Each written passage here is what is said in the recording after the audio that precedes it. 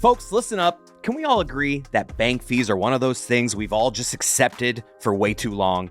Monthly fees, overdraft fees, paying to use your own money. Somehow that became normal. And that's why Chime is changing the way people bank. They offer the most rewarding, fee-free banking without the hidden fees traditional banks are known for. With Chime, you can earn 5% cash back on your Chime card in a category you choose, like gas or groceries, while building credit through your everyday spending with no credit check. And if you're ever in a pinch, SpotMe lets you overdraft up to $200 fee-free. Honestly, I think just about everyone knows someone who would benefit from banking that works like this. Join the millions who are already banking fee-free with America's #1 choice for banking. Head to chime.com/Dan. That's chime.com/DAN.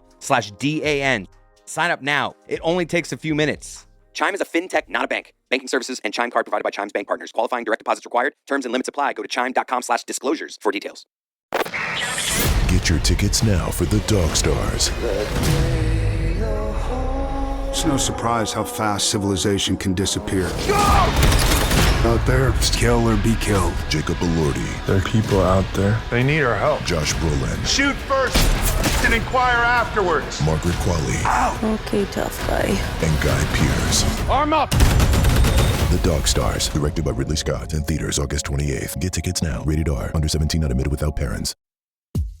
This episode is brought to you by Google Chrome. You think you know a browser, but Gemini and Chrome? That's new. It can help you with practically anything on the web, like restoring a vintage motorcycle from a 50-page restoration blog, or finally break down that long article you've had open for weeks. Gemini and Chrome is here for it. Ready to make anything online make sense? There's no place like Chrome. Check responses, setup required, compatibility and availability varies, 18+.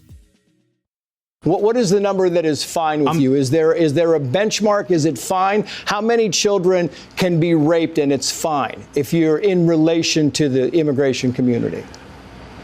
If we're going to talk about children being raped, then we need to hold this pedophile president, Donald Trump, accountable, and all those that have been implicated by the Epstein files that the Department of Justice is still not leaking. And they've sent AIPAC after Thomas Massey for having the temerity to hold Larkin, accountable the pedophiles that are in control of our government. Thank you. We appreciate your time very much.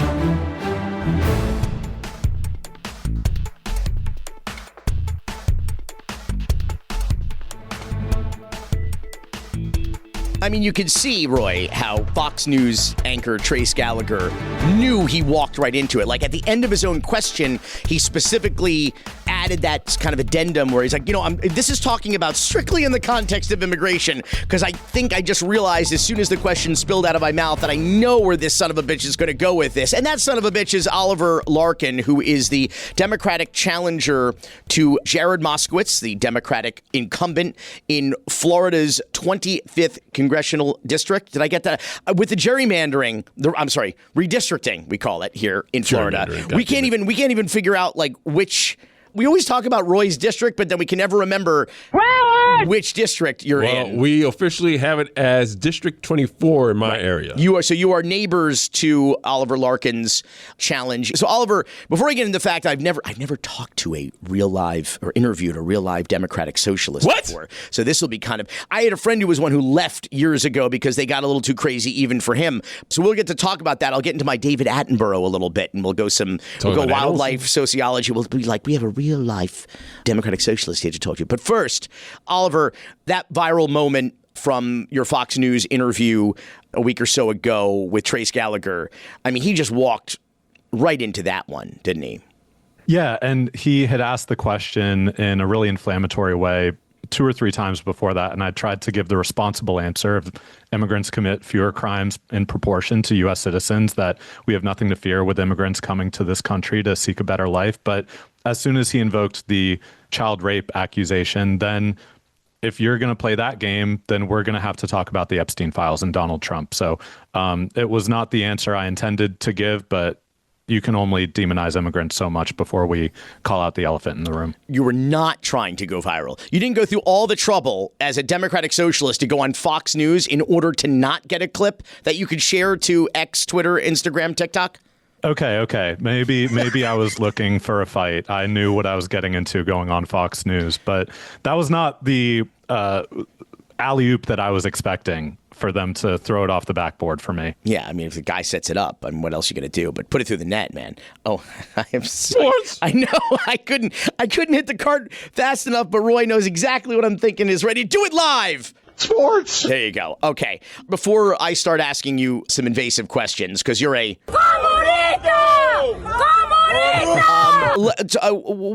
what the hell is a democratic socialist? Because you're not, you go to your campaign website, which is, I'm looking at, is it oliverlarkin.com?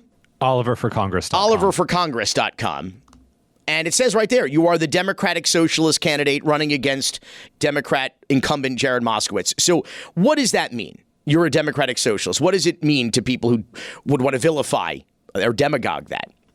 Yeah, to me, democratic socialism is having democratic control over the systems that are necessary for human life. So we in the United States are the wealthiest nation on earth not to guarantee healthcare as a right. I believe in Medicare for all, as do the Democratic Socialists of America. I believe that one wage should be enough to get by if you're working full time, that a minimum wage job should pay a living wage, that you can afford your housing, your transportation, your groceries. I believe that education is something that we should expand access to with free college tuition and not put people deeply into debt for trying to better themselves and seek a better life with furthering their education. So it's really about bringing the systems that I think we already have some form of socialism, whether it's Medicare or Social Security or Pell Grants. We already subsidize to varying levels these systems, but we still have people that fall through the cracks and that cannot afford, with a Medicare system, they can't afford their health care. Even with Social Security, it's not enough to live on a fixed income. So to me, democratic socialism is just bringing equity and universality to the economic programs that have really been forming the bedrock of the American social safety net that brought us out of the Great Depression and furthered society during LBJ's Great Society program. That's, I think, the continuation of what we in the Democratic Socialists of America want to see the Democratic Party and the United States government fight for. Well, all of that sounds horrible. So listen, as I often have to point out, particularly to my Republican friends who are very fond of a lot of these programs, some of the most popular programs in the history of this country and this government have arguably been socialist programs. One is actually called Social Security, Medicare, Medicaid, Obamacare, a lot of programs who help protect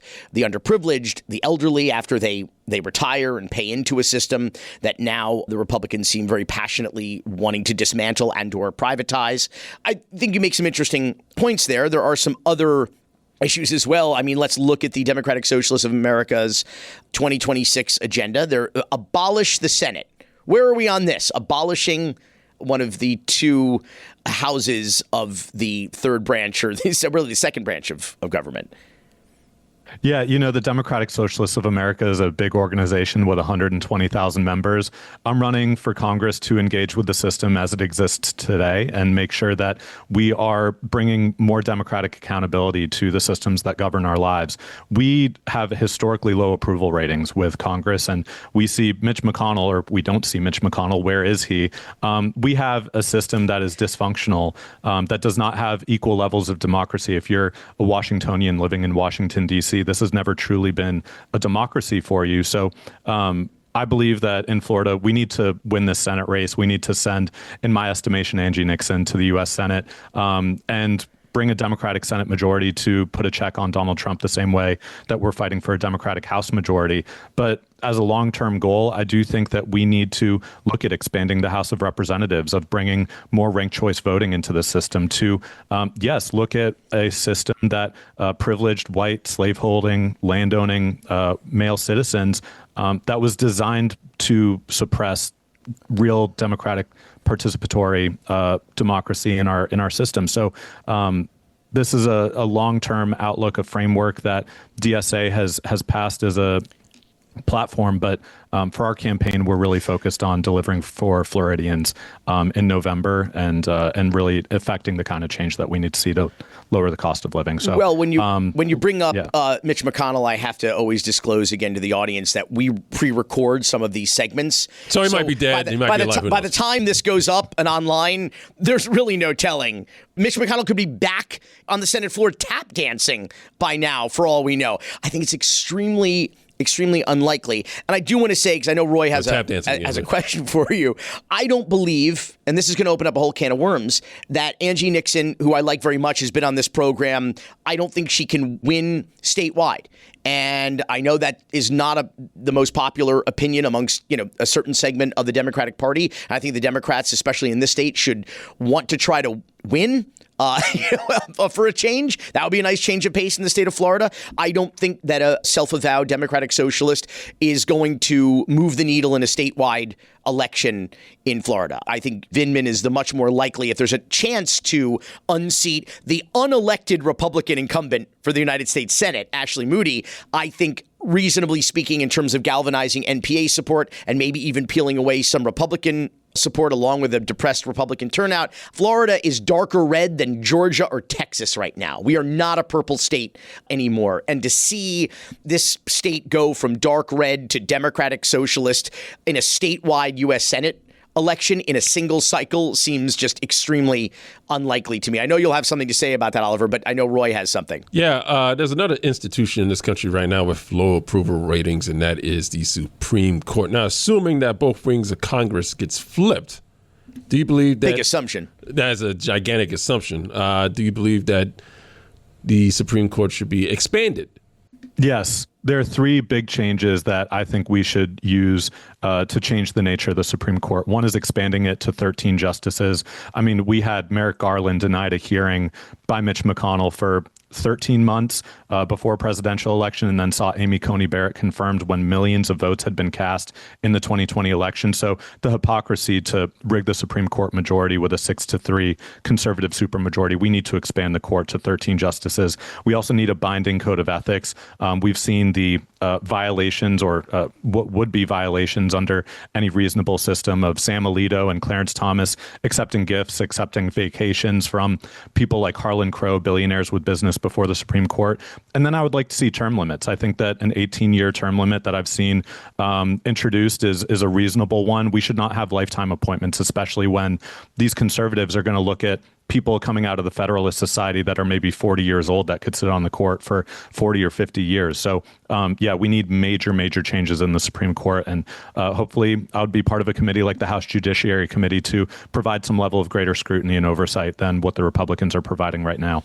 Oliver, I forgot to ask you, who the hell are you? Where do you come from? Tell me a little bit about yourself. Yeah, I'm Oliver Larkin from the city of Fort Lauderdale in Broward County. Lived in South Florida virtually all my life. I'm former Bernie Sanders campaign staffer, union organizer. I was a college football player at Sewanee, the University of the South in Tennessee. I was a defensive end, number 54, hand in the dirt, as Dan likes to say. And really, after taking on student loan debt and working a minimum wage job as a line cook, because D3, I wasn't that good, no athletic scholarship, so had to take out student loan debt.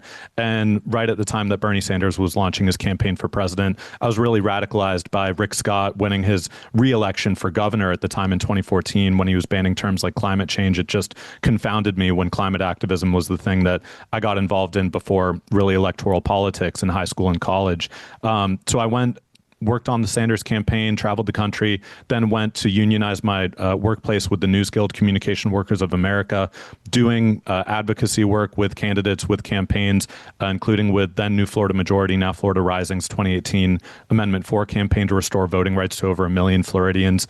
So I've been in the background. I've been a supporting player, an organizer, a strategist that's worked with Democratic campaigns, labor unions, nonprofits. But I decided to step forward in this race because South Florida is really experiencing a leadership vacuum, and the Democratic Party needs new leadership if it's going to turn things around in our state. So that's what brings me into this race. A Floridian that really cares about the future of our state, that really believes that we need to embrace, big, bold, universal programs that are going to benefit the vast majority of Floridians and the vast majority of Americans.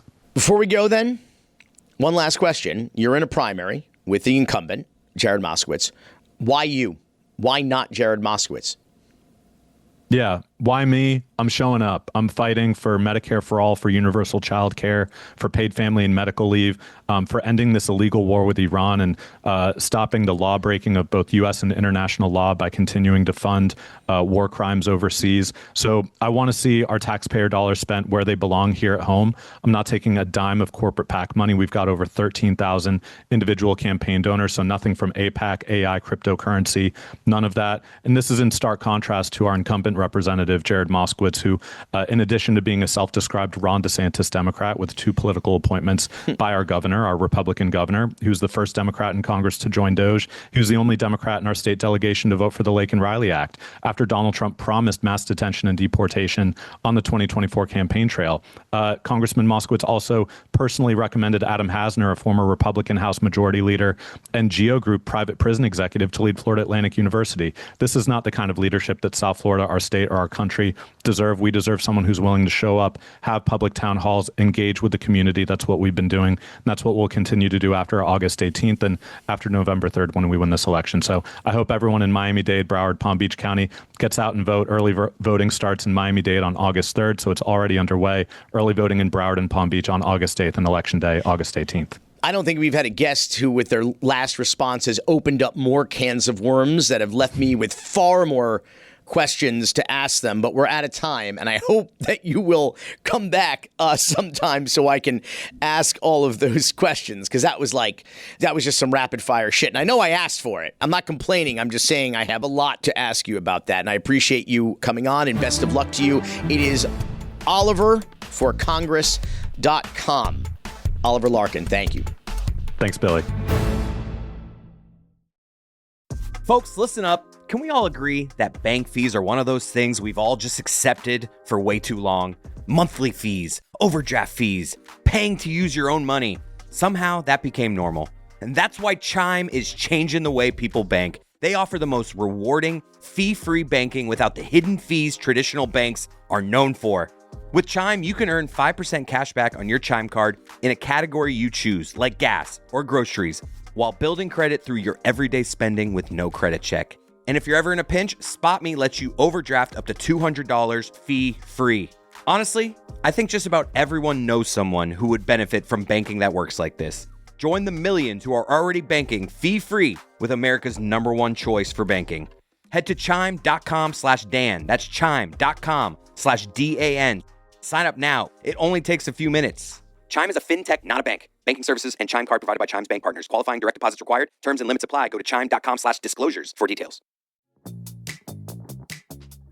I just bought a new house, which means I'm officially learning how many things a house needs after you've already spent all of your money buying the house.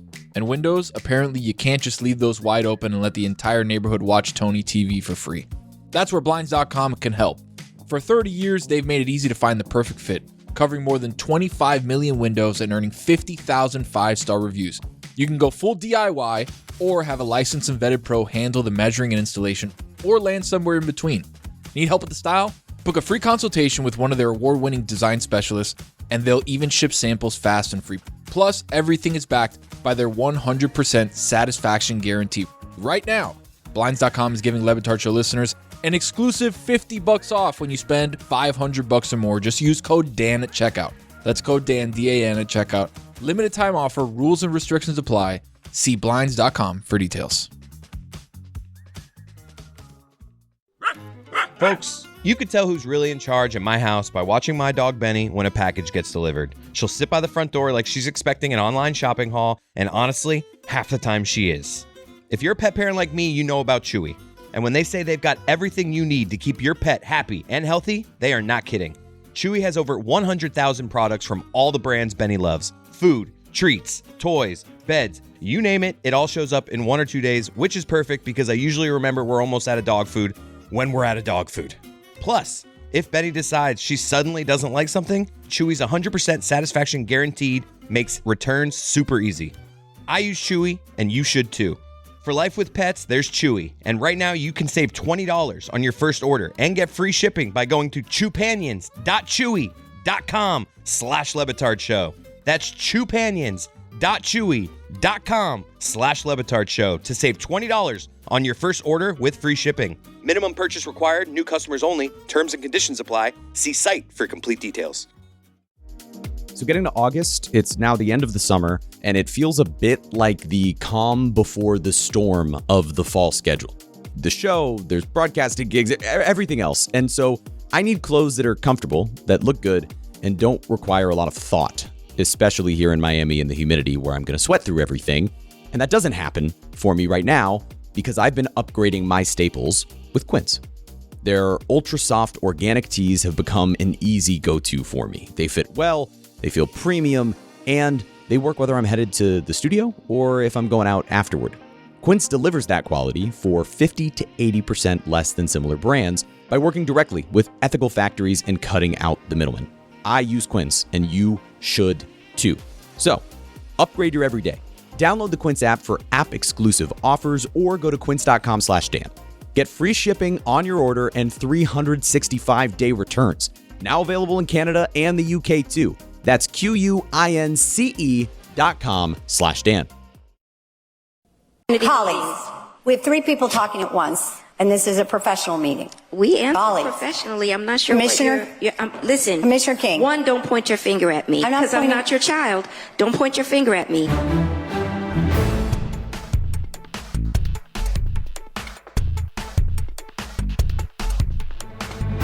Miami Mayor Eileen Higgins has a problem with black people, black women especially. She famously was elected as the first Democratic mayor in Miami in decades and a kind of progressive hero. I don't know where that mythology about her kind of grew, but these nonpartisan municipal elections that we have here, local elections, there is no D or R next to the name. And I would argue there is no red and blue. It's just green, Roy. It's just green. It's the pocketbook party. That is the party once you become a city commissioner or council member or county commissioner. And Eileen Higgins, since she has become the Miami mayor, the first 7 months has been marked by a series of self-inflicted and motivated incidents of just like disrespect and in some cases outright disenfranchisement of a community that voted for her overwhelmingly and arguably helped to put her into office. I mean, the stats in some of the black precincts in the city of Miami were upwards of 70, 80, 90% of the vote went her way. And she celebrated her first Black History Month in office by purging the mayor's office of every black employee, both of them, two black women who were let go. Her administration removed the woman who was the longtime environmental kind of champion within the city for trees because there's been a rash of trees being just destroyed and Miami's tree canopy being destroyed. She was removed because she would not play ball and let developers do whatever the hell they wanted to our trees. You've now had her removing Christine King, the first female and a black woman, from her chair position at the city. And now a pretty shocking development, which we just learned from Christine King live in a commission meeting, about a $25 million grant that was supposed to go to Overtown infrastructure and the Underline project to kind of reconnect a community that was destroyed by the construction of a highway. And instead, she got a grant from the feds, Eileen Higgins, for a bridge for the billionaire developers at, what do they call it? Inter Miami Sports, Miami Freedom. I don't even know what the hell it's called, but she went to work for the billionaire developers. And Dr. Marvin Dunn, friend of the show, a historian and author, civil rights activist, a professor emeritus at Florida International University, founder of the Miami Center for Racial Justice, widely known for documenting African American history in Florida and leading educational Teach the Truth history tours. Also, the author of the seminal book on Black history in Miami. It's called New Stadium, by the way. New Stadium? Yes. What does that mean? New Stadium. Okay. I'd much rather shout out Black Miami in the 20th Century, a must-read authored by Dr. Dunn, who has been on the show before. He's back on the show again. Thank you for being here, Dr. Dunn. I want to show a post you put on social media about the removal of Christine King from the chairship at the City of Miami Commission. You wrote, "It signals she," I guess meaning Eileen Higgins, the mayor of Miami, "could care less about Overtown and much more about the Cuban vote in Miami. I voted for her," I imagine meaning Eileen Higgins, "and cannot get a meeting with her." Am I reading that right? You're talking about the mayor? I am talking about the mayor. And I'm very, very disappointed in her. I supported her and urged other people to vote for her. And I don't know what happened. I had high hopes that we had a new leadership approach in the city of Miami, that we were past the internal squabbling and what have you. And then now this. And I certainly thought that Overtown was going to be the beneficiary, one of the beneficiaries of her election. I'm not seeing it. And I'm very, very disturbed about these couple of things you mentioned, taking that leadership position from Christine King, and then very dismissively saying, "Thank you so much for your service." And why all that? If she was so thankful for Christine's service, why did she take a job? And now to pick a bridge to games, professional games, as opposed to really helping Overtown, that's the last straw. We need so much in that community that's being ravaged still by the infrastructure that serves really white people and not the black people. And then to take that so that some folks can walk easier to a soccer game or whatever. So I'm waiting on this mayor. I'm also waiting on her on the Trump library thing. In order for that library to be built, if it were a library, the federal government she's very limited as to what she could do as a city. But Trump is not building a presidential library. He is building a presidential center, same as Obama. A presidential center comes under the city and the county. The presidential library folks would have to make the same sort of accommodations to the city of Miami as would anybody else who wants to put up a building. Do they plan to have parking? Has the mayor raised that question with the Trump Presidential Foundation people? I understand that they don't intend to have parking for this thing. 47 stories, luxury hotel, and no requirement for parking. And a silent mayor? I don't know what's going on. Well, where am I supposed to park when I go over there to play blackjack? At the casino? I mean, what are we talking about here? I guess I'll just take the Metro Mover over there. Doctor, and I want to allow Miami Commissioner, former Commission Chairwoman Christine King, in her own words, she herself and District 2 Commissioner Damian Pardo had championed this Overtown underline grant. So I want her to describe exactly what happened here. We applied for a grant, federal government. The city thought it was appropriate to put in a competing grant for the Inter Miami Stadium, of which they were awarded the grant. So instead of us being awarded a grant to address decades of quality of life issues in the Overtown community, we are now going to get a walkway to make it more convenient for folks to attend sporting events. So that covered some of what we previously discussed, but also what happened here, Roy, was that the city, Christine King and Damian Pardo, had applied for this grant from the federal government for $25 million for Overtown. And unbeknownst to them, Eileen Higgins and her administration kind of slid in on the sly. No, they didn't know. Christine King didn't know about it. Wow. That it was like revealed to her later by the administration that they secretly applied for a competing grant. Oh my gosh. Knowing full well that the federal government, if it awarded one grant to the city of Miami, was not going to award it both grants. So it was going to be one or the other. And No. It was not going to award it to a bunch of black people. Well, interestingly, Eileen Higgins went to Washington, D.C. repeatedly, as did Christine King independently, to lobby for their respective grant proposals. And what Eileen Higgins said was that, well, it seemed to her in her conversations with the administration, I'm talking about the Trump administration, that the Overtown project did not necessarily fit in with their priorities.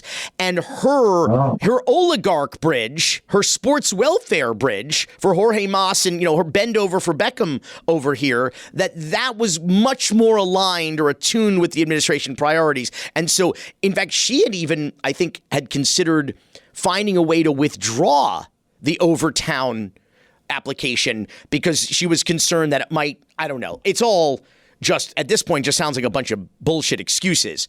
But that's the bottom line is Eileen Higgins went head to head after the fact and secretly competed with that grant. That's what happened, Dr. Dunn. I want to get your comment on that, but I also would hope that you would enlighten us a bit on the importance of not necessarily the underlying project itself, but how reconnecting Overtown, why that is historically important to this city. It is so important. I'll take that part first because Overtown is so disconnected from the city. And that's becoming the case every day as you see buildings going up, things that have nothing to do with Overtown as we have known it, just now totally taking over that community. We are losing Overtown. Overtown today is no longer predominantly Black. It is predominantly white and Hispanic. So we're losing. And Christine is trying to save a part of that community that's been so ravaged by progress. And then to have this happen, I don't know how the mayor is going to recover from that, because those of us who are Black who have interest in the city are going to make sure that people know that this happened.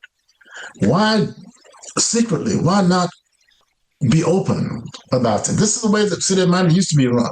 I thought that we were moving into a new era where that sort of backdoor dealing was no longer descriptive of politics in Miami.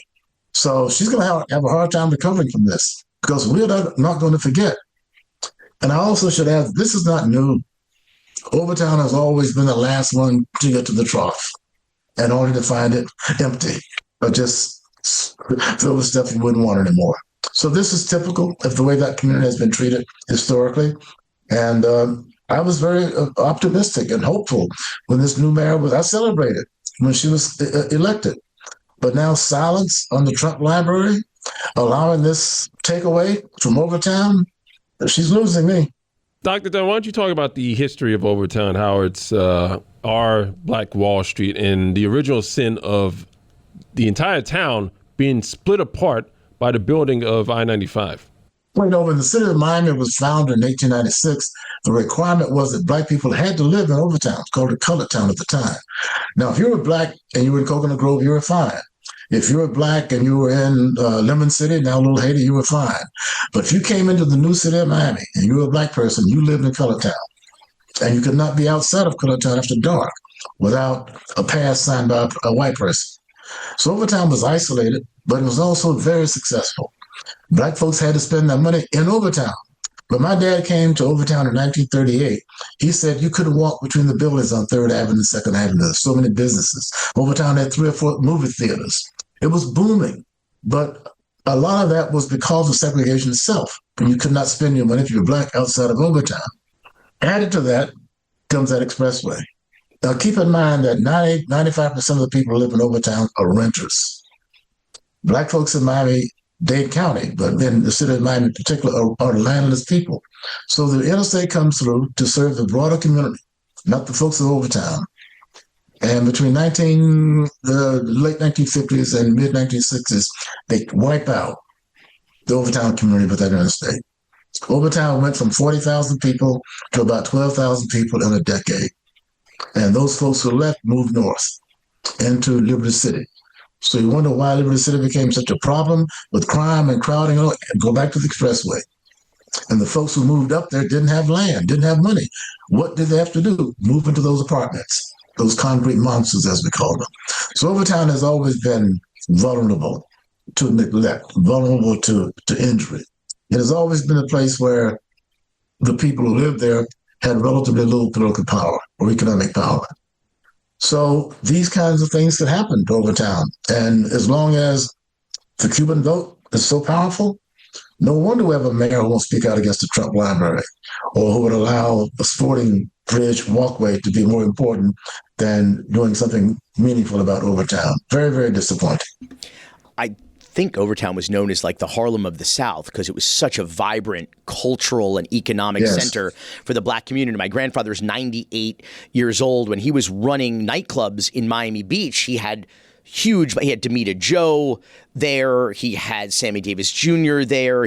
And they were not allowed to stay in Miami Beach overnight. They could perform into nightclubs where they would have to first register because they'd be there after dark. They'd have to register with the police department. That's My right. grandfather famously told the story, I think, on this show about how he went to the police department with Demita Joe's band and he demanded that they check him in too. He got one of the cards because he said, if they have to do it, I have to do it. My grandfather still has his card. Probably the only white person in the world who's got one of those registration cards. Let me point out that when those nightclubs were booming in Overtown, about half the audience were white people who came in from Miami Beach, came in from the city of Miami into Overtown to enjoy the music, to enjoy the nightlife in Overtown. So as a matter of fact, when the white folks came to the clubs in Overtown, they got to sit up front. And the black folks were segregated in their own nightclubs in Overtown. But a lot of the support for the artists came from white people coming in because they could not do without that good music. Well, you had the greatest entertainers in the world, not just black entertainers, the greatest entertainers in the world in the history of entertainment. Sinatra? Performing, I'm talking about the black entertainers, but they were the greatest entertainers in the world. And they were performing in the major duty nightclubs and hotels of Miami Beach, but then had to leave after their shows. And so you had the greatest entertainers in the world, greatest boxer in the world as well, forced to stay in Overtown, which just meant that the greatest shows in the world were happening after hours in Overtown. So why wouldn't all the white people who wanted culture and entertainment go to Overtown? Let me also mention that Overtown was where the black athletes of the moment stayed. Those athletes who were world renowned, they stayed. They couldn't see in on Miami Beach or downtown Miami either. They stayed in Overtown. So you're talking about some of the greatest athletes of the period also having to but stay in Overtown, except Muhammad Ali. He didn't stay in Overtown. I met the black woman. Her name was Eunice Liberty. She was in her 90s, a retired school teacher.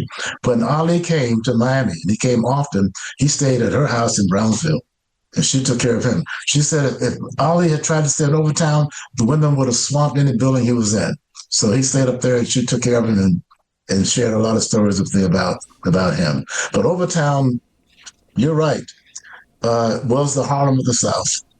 My dad told me that when he came to Overtown, when you came from work, you changed your clothes before you went on 2nd Avenue, 3rd Avenue. You would not dare go out without your best, even during the week.